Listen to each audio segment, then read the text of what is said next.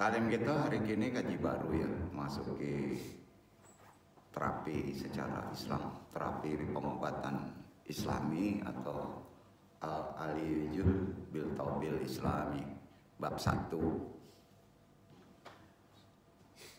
Kategori tasawuf terapi, tasawuf pengobatan tibun nabawi atau inabah.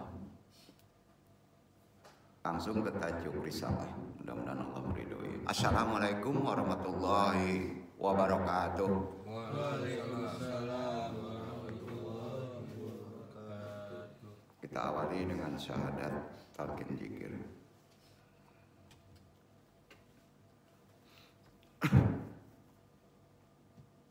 Asyhadu an la ilaha illallah wa asyhadu anna Muhammadur Rasulullah.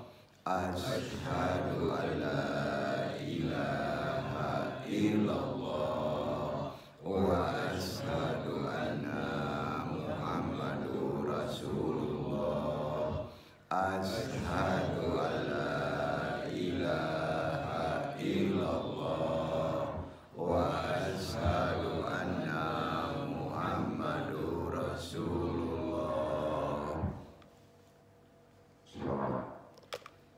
Allahumma sholli ala sayyidina Muhammadin nabi ummi wa ala alihi wa sahbihi wa sallim. Allahumma sholli ala sayyidina Muhammadin nabi ummi wa ala alihi wa sahbihi wa sallim. Allahumma sholli ala sayyidina Muhammadin nabi ummi wa ala alihi wa sahbihi wa sallim. Astaghfirullahal ghafurur rahim. Astaghfirullahal ghafurur rahim. Astaghfirullahal ghafurur rahim. Doa ma'rifat. Ilahi anta maksudi waridhaka hatufi adini mahabbataka wa ma'rifataka. Tahan. La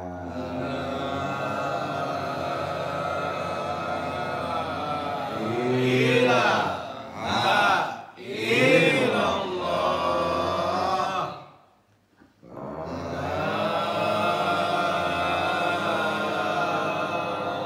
Ilaha illallah.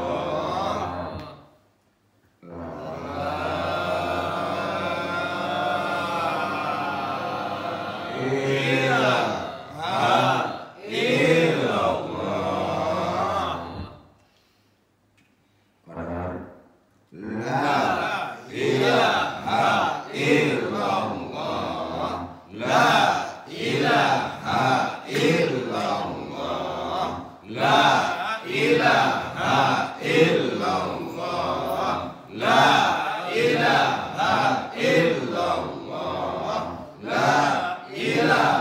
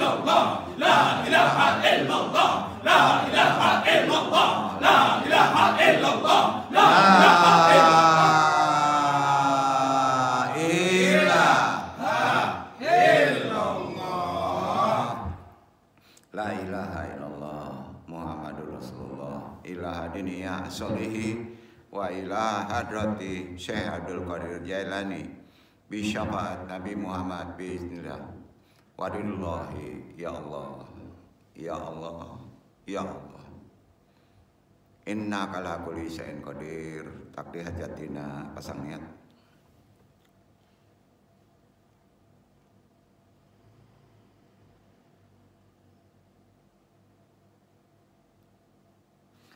Wa khususan abariyah Nur Muhammad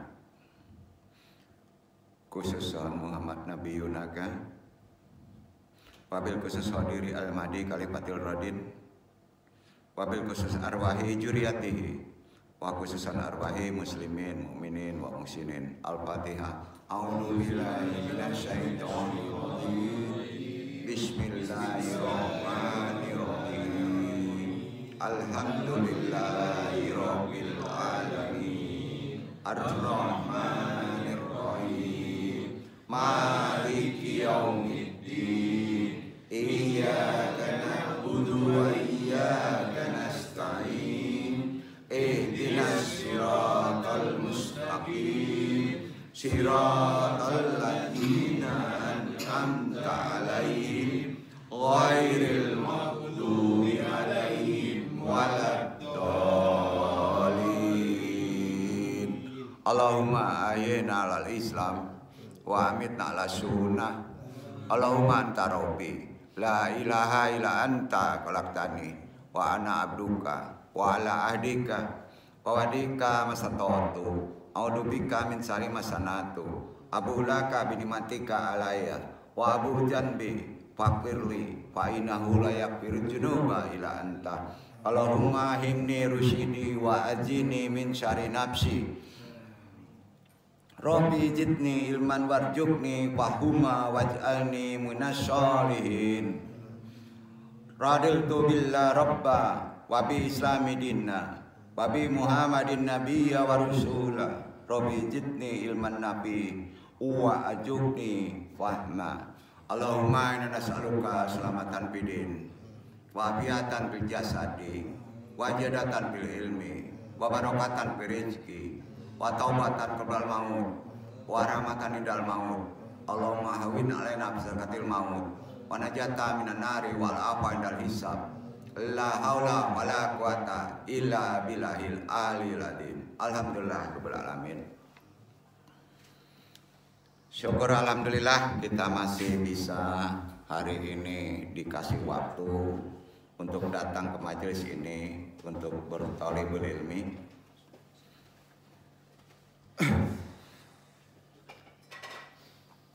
Jazakumullah khairan katsiran. Alhamdulillahirabbil alamin. Na ilahil ma'ahud. Wassalatu wassalamu li ayasyiri hayati wujud wa ashabil azami li kulli mawjud. Salatan tetapi kulu binal iman babiha biyunal Qur'an babiha biyunal Qur'an babiha biyunal Qur'an watubahihum ayat watuhalana biha nurul jannat wa nurun na'i wa nurun najari ila wajikal karim subhanaka ilmalana ilama alam tanah inaka antal hakim rabbi syari sadri wa yassir amri wa qul tamlishani ya qali ya Allah ya Rabb. Lapangkanlah untuk dadaku, mudahkanlah untuk urusanku, raihkanlah simpul pengikat lisan ini, baik pentalim maupun yang ditaklimi, agar mereka memahami perkataan dan taklim ini. Amin amin ya rabbal alamin.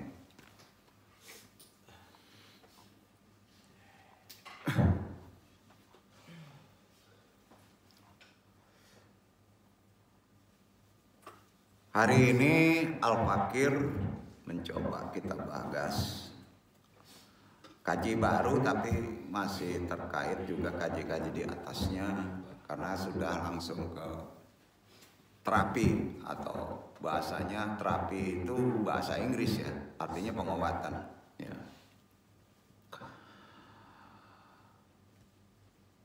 bab 1 dulu ya yang kita bahas. Al-alaijul bil tabi islami, terapi pengobatan Islam. Bismillahirrahmanirrahim. Amma ba'du. Jadi ini banyak amalan. Hari ini kita banyak amalan. Syukur-syukur kita bisa mengamalkan, dan amalan ini langsung bisa direalisasikan untuk membantu sesama muslim atau untuk diri kita sendiri. Kalaupun itu agak sulit untuk bisa mengatasi secara amalan, ada menayatkan satu, kita ada jenjang bertanya kepada gurunya, ya. Jadi jangan kita langsung memotong kalau kita melakukan amalan, ya, seolah kita memaksakan diri, ya. Karena ada efek penterapi itu, kalau kita tidak sampai suatu amalan, kita tanyakan kepada yang di atasnya atau gurunya, ya. Jadi kita nggak bisa melakukan terapi itu seolah-olah kita sendiri yang bisa, nggak ada, ya. Insya Allah di atas lagi, di atas lagi, di atas lagi. Kita pahami dulu terapi Islam, ya, tentunya secara ini, ya, menyeluruh di sini, ya, nggak mutlak secara kejiwaan aja. Kalimat terapi kita sering mendengar kan, terapi itu bahasa Inggris, terapi itu bahasa Inggris, artinya maknanya pengobatan atau penyembuhan, ya. Sedangkan dalam bahasa Arab artinya al-istishfa, ya. Al-istishfa berasal dari kata syafa'a yashfi shifa, ya. Nah, kalau bahasa Inggrisnya terapi, bahasa Indonesianya penyembuhan atau pengobatan, bahasa Arabnya shifa, ya. Artinya pengobatan dan penyembuhan. Jadi terapi ini milik siapa? Dari Allah, difirmankan ke Nabi 200-an tahun. Dasar sifat itu dari Allah, bukan dari orang Eropa, bukan, ya. Ada 3 metode, ya. Dasarnya, istidlal dalilnya, ya, pengobatan tadi adalah Quran surat Yunus surat 10 ayat 57. Kalau ada di eseran 7 terakhir, mutolaahnya praktekan, gitu aja. Tiap ayat kalau ada 7 itu amalkan. Dibaca dulu, ya, Pak. Ya, itu dasar pengobatan Islam secara firman adalah Quran surat Yunus surat 10 ayat 57. 57, bukan 47. Dibaca.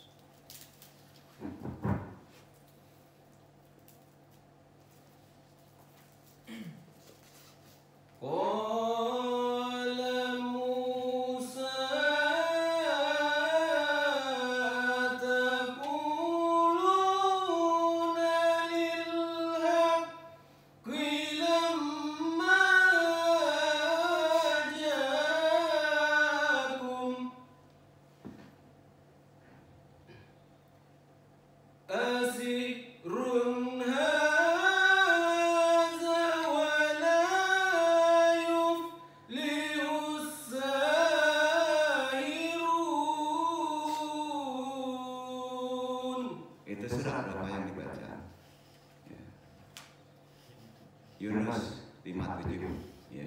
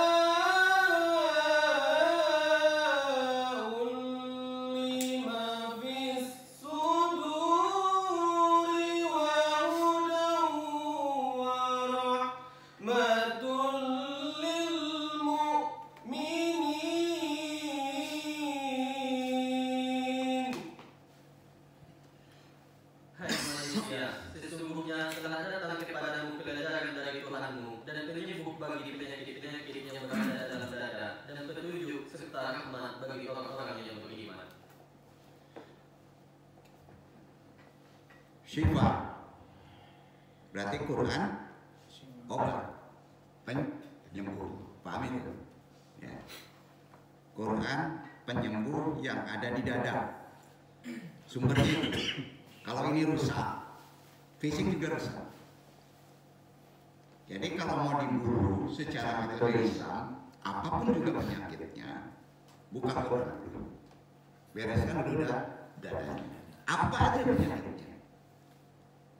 Apa aja penyakitnya? Yakin itu? Itu kan betul. Jangan dulu ke materinya. Ya. Nanti yang sembuh materinya aja. Berulang lagi penyakitnya. Karena pencetusnya dari kalbu. Ya, semua penyakit itu pencetusnya dari kalbu. Meramat, akhirnya ke fisik. Pikiran di fisik. Jadi bersihkan kalbu dulu. Metode pembersihan kalbu kita udah kita gempur terus ya. Karena kan terapis itu harus dibersihkan dulu kan, baru kita bisa menterapis orang lain. Jadi membersihkan kalbu kan syaratnya tahu, nggak bisa sendiri. Itu gurunya betul, tarekat beruntung berapa persen sudah ada talqin zikir, silakan amalkan itu pembersihan kalbu kita supaya kita berguna untuk masyarakat yang lain, membantu untuk masyarakat lain. Ya, bahkan bisa untuk mentalkinkan kalbunya, bukan menyembuhkan fisiknya dulu. Ya, dibolehkan. Kalau Allah berkenan ya, bersihkan dulu fisik apa? Ajari talkin. Karena talkin itu bukan untuk sakaratul maut. Talkin itu justru untuk orang yang hidup, karena kita pasti juga mati. Ya. Masa orang dari ujung langsung disembuhin dadanya. Ya, sama juga bohong kan. Yang masih hidup yang dibersihkan kan? Pakat ya, logikanya gitu. Dan dikuatkan ini semua firman loh, hadis, bahwa Quran itu penyembuh. Bahkan ini jadi obat. Nah disinilah masuk yang disebut materi. Nah, firman Allah Al-Isra 17 ayat 82 baca tuh. Itu dulu dalil keduanya. Yang tadi ke dada, yang ini udah materi ini.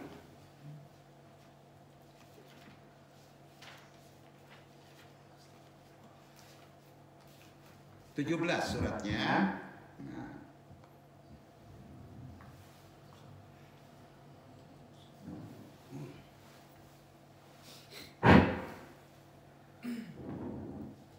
Wa iza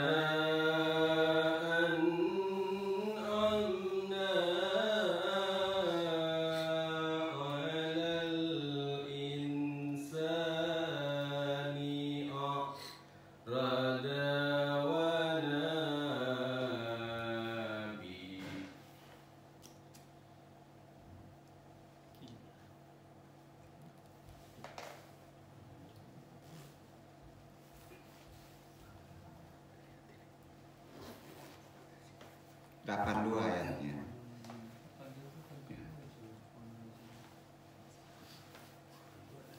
Wa nunazzilu minal Qur'ani ma huwa shifaa'un wa rahmatun lil mu'minin.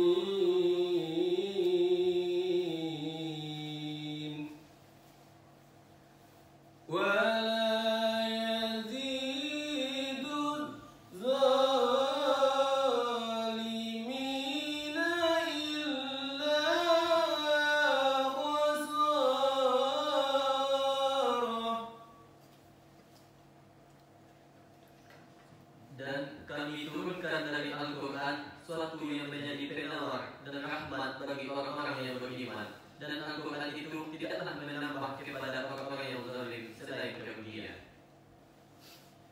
Nah, betul kan? Jadi apa bedanya? Pertama syifa, kedua syifa'u. Ada kata materinya itu, maknanya bukan sifat lagi. Ya, apa enggak nih? Berarti semuanya dua-duanya di Quran ya. Kedokteran dari Quran kan? Mana dulu dokter itu sama Quran? Ya kan?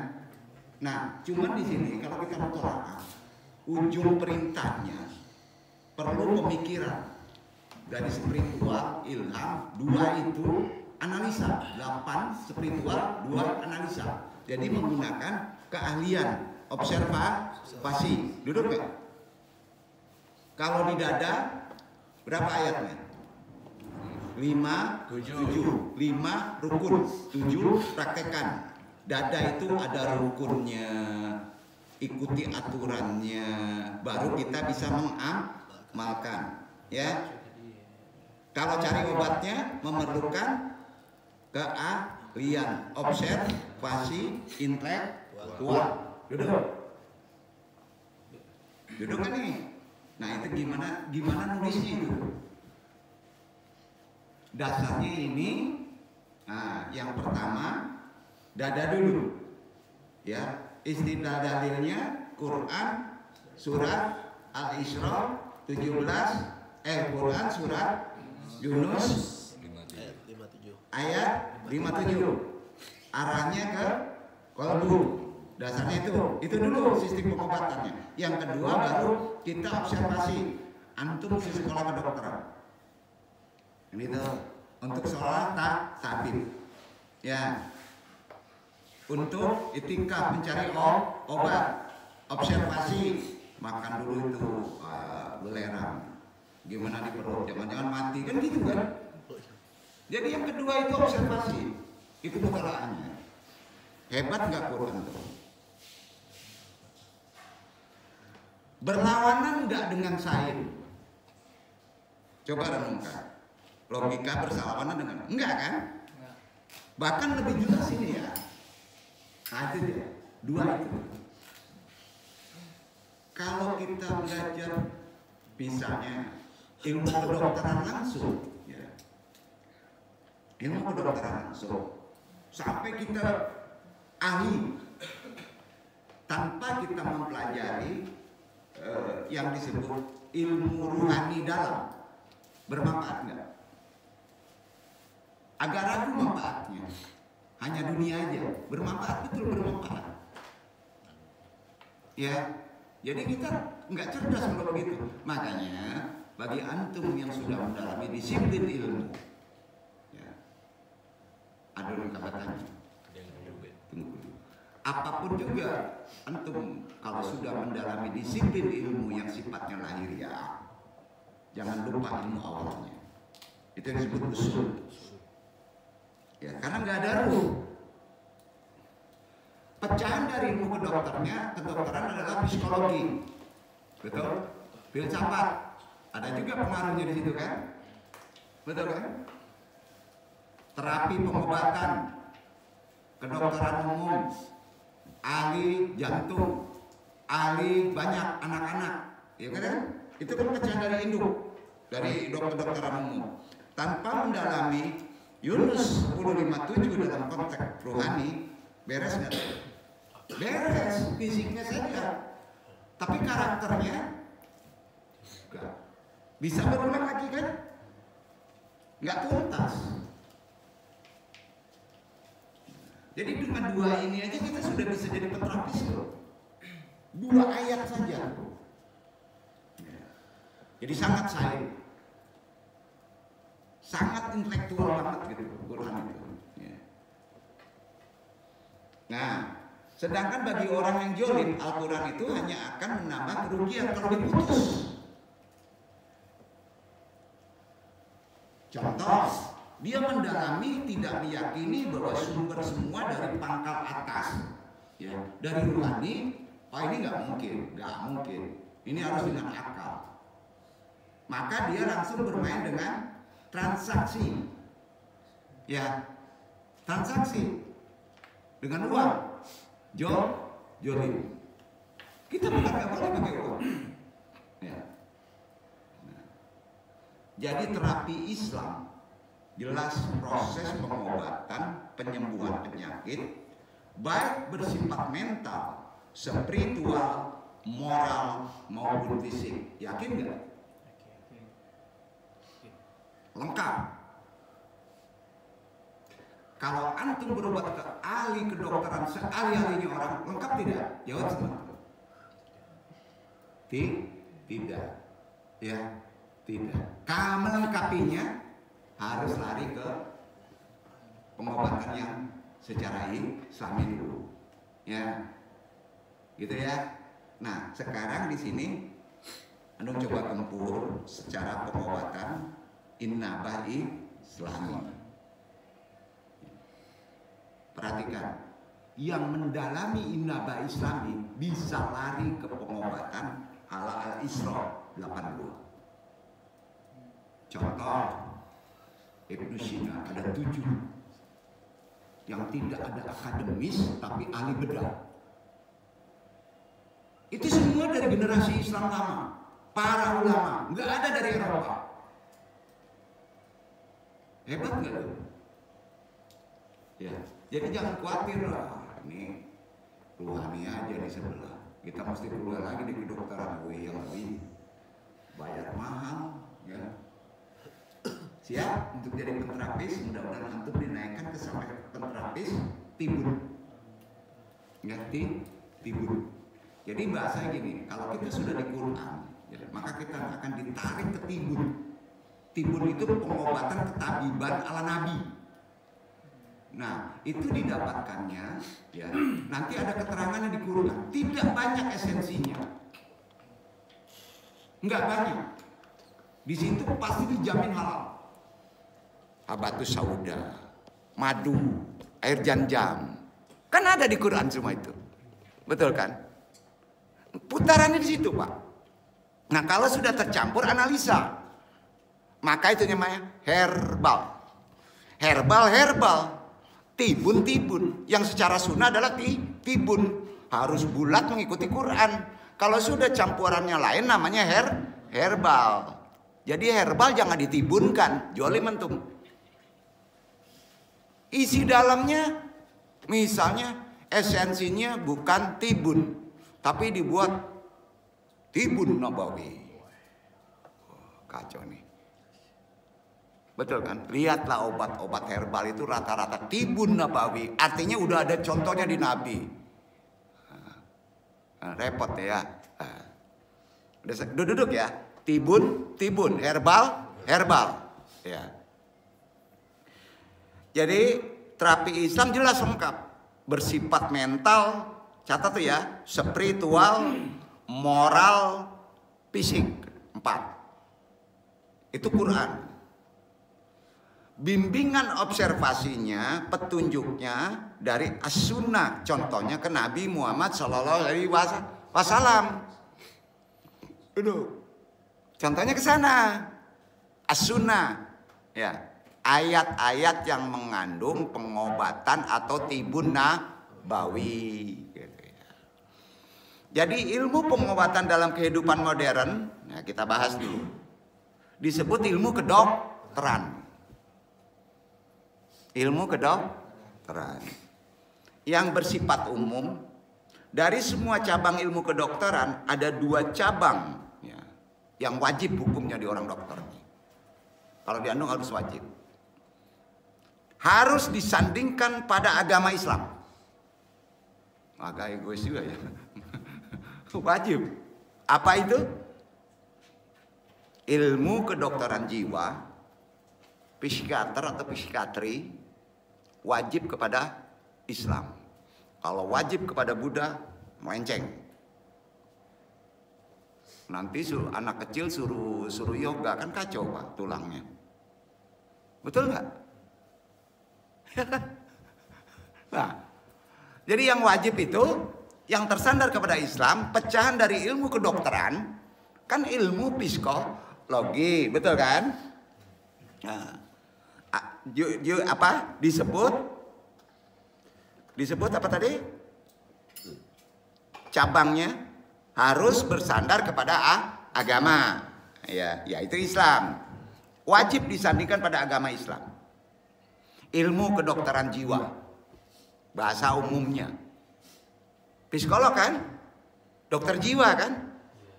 Betul kan? Ini bukan mengecilkan. Kalau antum pergi ke dokter jiwa, ya, yang non muslim, berani? Berani nggak? Ayo tanya. Salah antum. Tanya dulu akidahnya. Karena itu harus pakai Quran. Ya, yang kedua, mental health, bahasanya gitu. Itu ahli juga. Jadi itu dua wajib kepada agama Islam. Pecahan dari kedokteran secara syar'i, ya, betul kan? Ya, udah paham ya? Nah.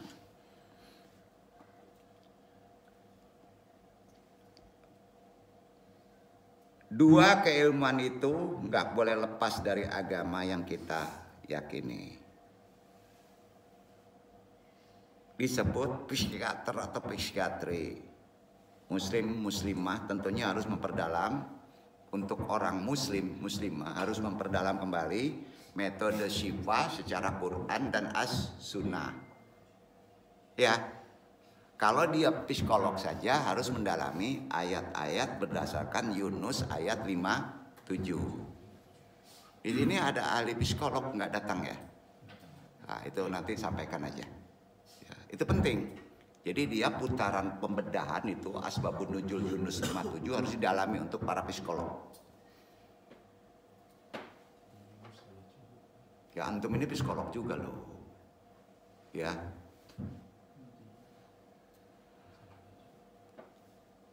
Sudah itu contoh gimana kalau kita lari nanti ke muslim seorang dokter umum atau dokter ahli, kita harus contoh kepada apa yang disebut tibun, sunnah-sunnah Nabi. Kalau mau, ya. Pengobatan ala Nabi disebut tibun nabawi. Jadi dua cabang keilmuan kedokteran itulah yang paling dekat dengan agama. Yaitu pertama disebut kedokteran jiwa atau psikiatri. Atau disebut yang kedua adalah kesehatan jiwa. Kedokteran dengan kesehatan ada perbedaannya. Nah, yang disebut mental health. Ini kalau orang-orang psikolog kedokteran akan ngerti dua perbedaan itu. Ya. Karena itu di dalam mencapai derajat kesehatan, kalau ada bahasa derajat, artinya kesehatan itu bertingkat-tingkat, gitu. Nah, kesehatan antum makomatnya di mana? Ya. Ingat yang sehat itu bertingkat-tingkat, ya. Mengandung arti derajat kesehatan itu keadaan well-being. Well-being tuh kesejahteraan, ya. Dicatatlah itu penting itu. Kalau karena terkait psikologi, usuludin, ya terkait itu well-being. Jadi derajat kesehatan, ya, atau strata kesehatan masing-masing manusia itu mengandung keadaan kesejahteraannya, well-being, ya. Duduk ya. Pasti itulah, ya. Pada diri manusia terdapat titik temu antara kedokteran jiwa dengan kesehatan jiwa. Wah, ini agak lebih susah nih, ya. Di satu pihak dan agama di pihak lainnya, ya, ada titik temunya. Jadi kalau seorang muslim utamakan dulu yang ke agamanya, ya, bukan ke titik kesehatannya ke fisik. Tahu nggak? Begitu aturan adabnya. Itu perintah Nabi.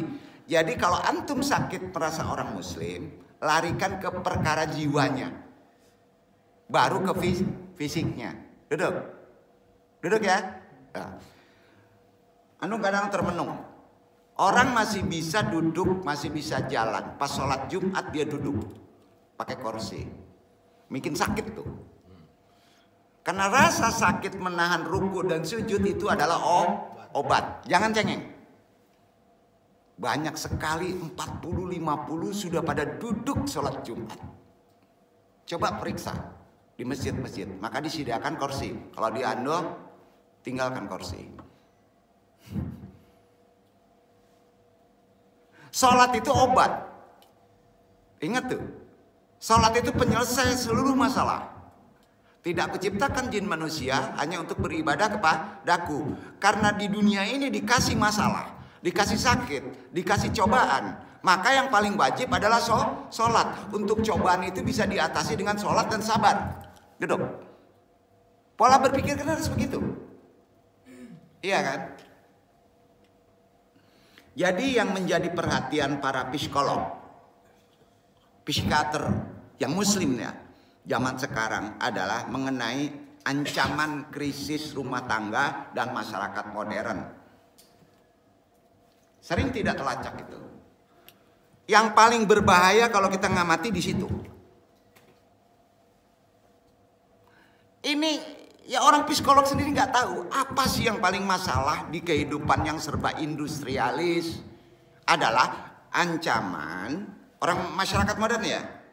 Nah, ancaman krisis rumah tangga dalam masyarakat. Kok larinya ke sana? Anda tunjukin dulu jadi antum seenggaknya tahu. Kalau ingin laku, apa yang musim-musim? Apa penyakit yang banyak sekarang? Apa kira-kira penyakit yang banyak? Sering gak disadarin? Krisis rumah tangga. Ya, banyak. Berakibat sakit fisik. Nah, ini susahnya. Nah, antum mesti begini ngobatinnya nih. Kita udah tahu usulnya nih. Karena dalam masyarakat modern, industri yang bergerak sekuler, individualistis, serta permisif, ya, maka mengakibatkan dari situ pangkal segala penyakit. Setuju nggak? Nah, karenanya lembaga perkawinan adalah lembaga yang paling mengalami goncangan. Itu sering disepelekan. Itu sumber penyakit. Sehingga sebagian masyarakat dunia lebih banyak memilih, bukan di sini ya, hampir 70% hidup bersama tanpa nikah. Jadi dianggap tidak sakral. Nikah itu dianggap tidak sakral. Sudah mulai merembet ke kita. Jadi perkawinan itu, ajaran Islam itu tidak lagi dianggap ikatan yang suci. Betul kan? Itu penyakit. Awal penyakit yang paling berbahaya sekarang itu. Hal ini disebabkan kehidupan beragama dalam perkawinan tidak dijadikan sebagai tiang rumah tangga.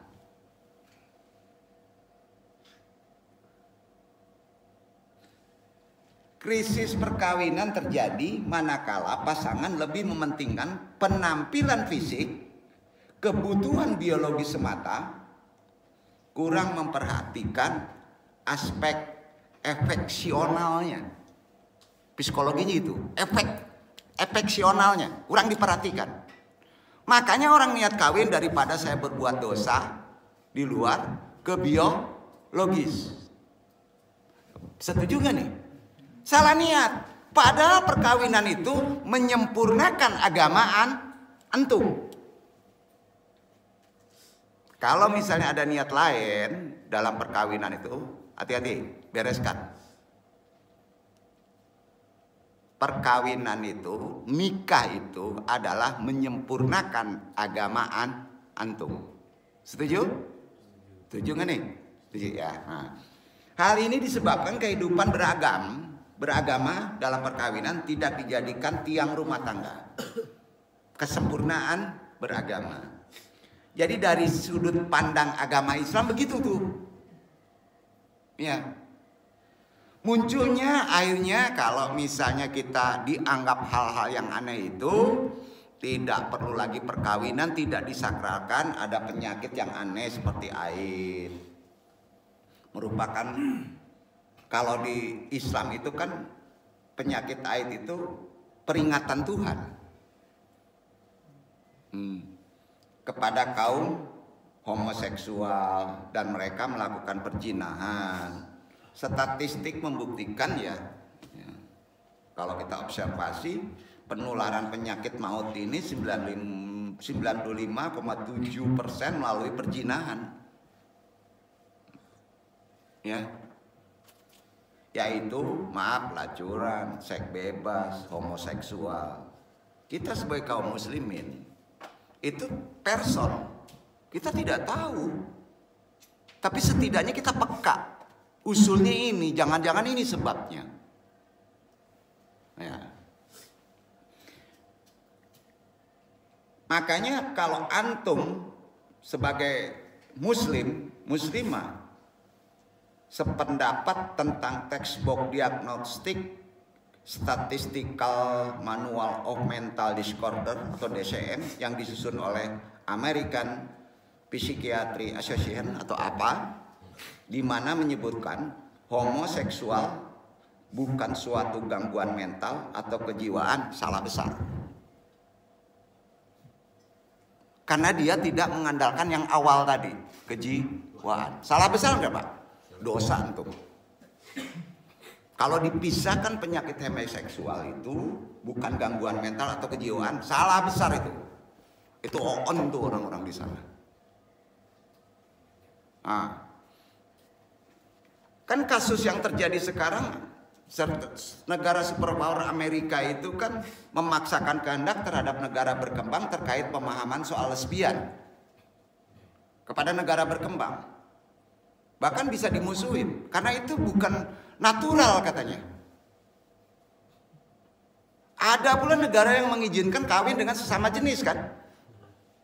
Iya kan?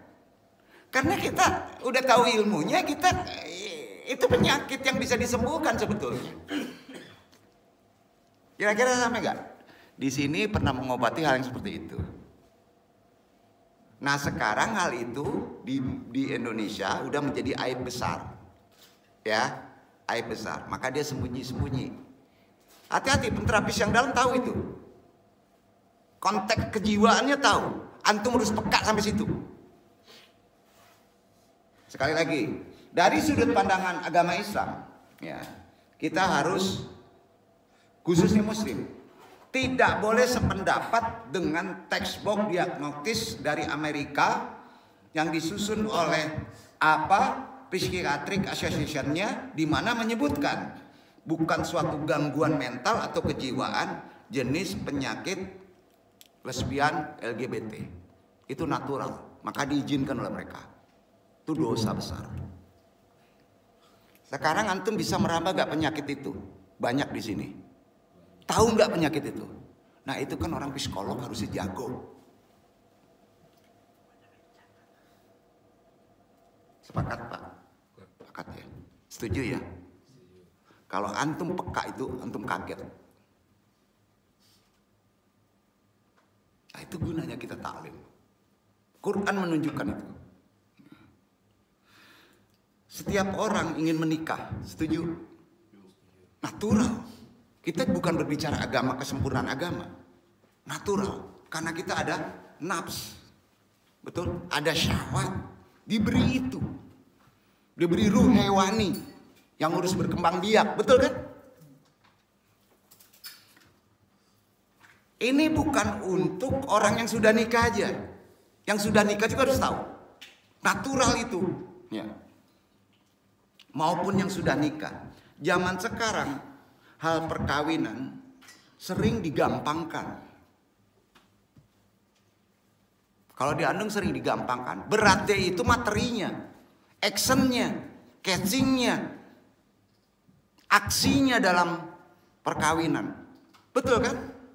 Kan syarat nikah gampang. Iya. Sering digampangin. Bahkan nggak perlu belajar, nggak perlu nasihat. Salah besar. Padahal sumber masalah itu karena nggak tahu ilmu perkawinan secara kejiwaan Islami. Maka tarik ke sana dulu. Itu musimnya sekarang itu.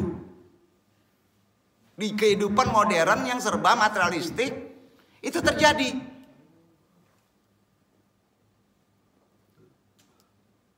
Karena nggak ada pelajarannya ya. Nggak perlu lagi nasihat. Antum belajar 4 tahun dulu untuk kamu nikah. Ada nggak akademisnya, perguruannya? Ada? Nggak ada Pak ya. Zaman dulu masih ada yang disebut kalau di Jawa midodareni, nasihat perkawinan. Di KUA sendiri nggak digempur itu. Runutnya ada di Islam. Nggak ada sekolah untuk itu kan? Ada. Kalau ada, Andung ingin sekolah tuh. Universitas Perkawinan Indonesia ada nggak? Nggak ada. Nggak ketemu ya? Untuk jadi dokter, sarjana ekonomi, sarjana hukum dan lain sebagainya, ahli agama, ada sekolahnya, ada jurusannya. Bagaimana dengan sekolah untuk perkawinan kok nggak ada? Ayo. Tabu. Buktinya banyak kendala masalahnya itu. Ribuan sekarang loh. Karena nggak dipelajari, dianggap sepele. Semua permasalahan yang berkaitan dengan perkawinan. Maaf, Andung sebutnya perkawinan dulu ya. Mulai dari pranikah, pendekatan, udah salah jalannya, banyak salah jalannya, sampai nikahnya, nawaitunya nggak dijaga, ya. Nikah itu sendiri dengan segala permasalahan serta solusinya dan masalah kebutuhan biologi seksual kan mesti tahu itu, adab aturannya, itu untuk mengembangkan keturunan masalah kejiwaan. Jadi sehubungan dengan hal tadi, Andung ingatkan lagi ya, untuk yang muda-muda ini kan termasuk terapi, ya. Andung anjurkan untuk mereka yang hendak menikah sebaiknya belajar secara Islam. Kalau ada bukunya, pelajari lagi. Jangan dianggap sepele. Jangan dianggap sepele. Kekurangan keilmuan kita adalah ilmu pernikahan ala Islam dan Quran. Setuju? Setuju kan nih? Oh, udah tahu. Yang duduk kecapean tuh masalah itu loh. Belum nikah. Yang sudah nikah juga nggak cocok dengan pasangan kita. Hampir rata-rata timbul suatu penyakit.